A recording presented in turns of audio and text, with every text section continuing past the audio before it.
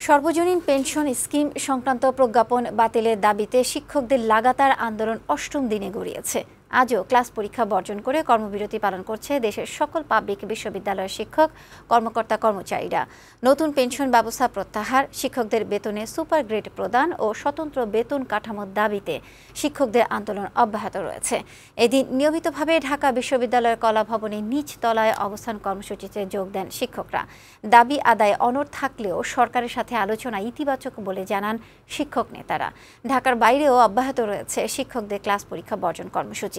জাহাঙ্গীরনগর বিশ্ববিদ্যালয়ে বেলা 12টায় সমাজবিজ্ঞান অনুষদের সামনে অবস্থান নিয়ে কর্মবিরতি পালন করেন শিক্ষকরা। এছাড়াও দেশের অন্যান্য সরকারি বিশ্ববিদ্যালয়েও কর্মসূচি অব্যাহত রেখেছে শিক্ষক কর্মকর্তা কর্মচারীরা। আমাদের দাবি তিনটি, যে দাবিগুলো প্রত্যেক স্কিমে বিশ্ববিদ্যালয়ের শিক্ষকরা থাকবে না।